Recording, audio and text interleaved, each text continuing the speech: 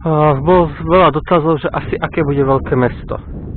Takže tu sme dali približnú značku, len aby sme mali predbežný odhad, aké bude asi veľké. Mesto by malo mať tvar obdĺžnika, momentálne sme dali do kocky. Všetky strany sú momentálne rovnako veľké a vytvorili sme teda taký štvorec.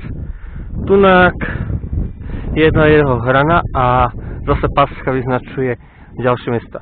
A tam vzadu ako jeho horizont, tak tam je taká rovinka a tam budú ďalšie lokačky a v podstate podhradie a bude sa to aj bojovať. Mesto bude asi takéto veľké.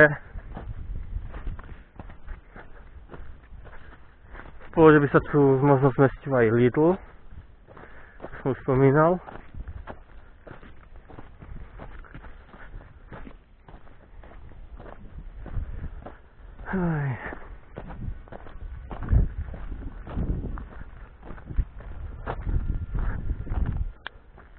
A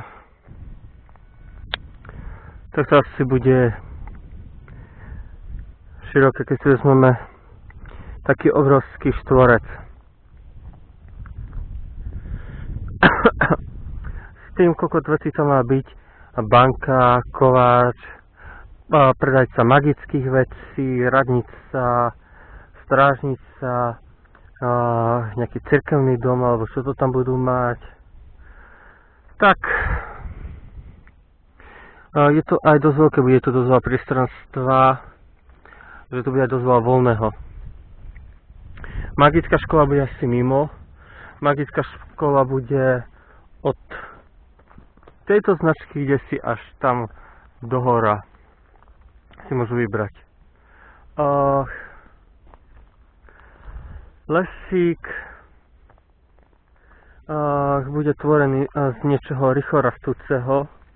Najskôr bude slnečnica, kukurica a nejaké rýchlo rastúce trávy s akým pôvodom alebo nejaké rýchlo rastúce dreviny. Rôzna burina možno. Však ja tam tak si tak nebudem chodiť, tak nech tam máte aj žihlavu. Proste, aby tam bola taká obrovská optická zóna, aby sa tam dalo schovať. A budú tam také menšie priestranstva, kde sa dá urobiť si tábor. No. Takže takéto bude mesto. Ešte si prejdem uhlopriečku a tým asi s príspevkami na dnešok budem končiť.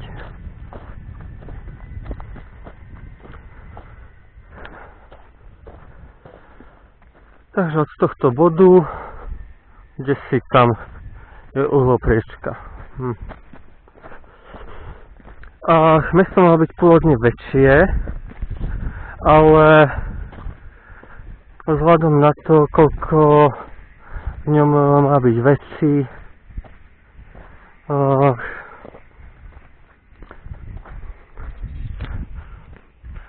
bude asi aj takéto stačiť. Myslím si, že možno budeme ešte aj zmenšovať dokonca.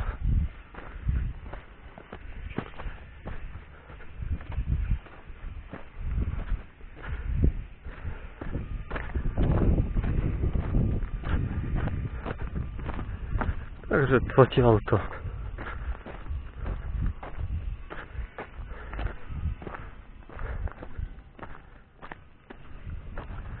Naše kráľovstvo nebeské.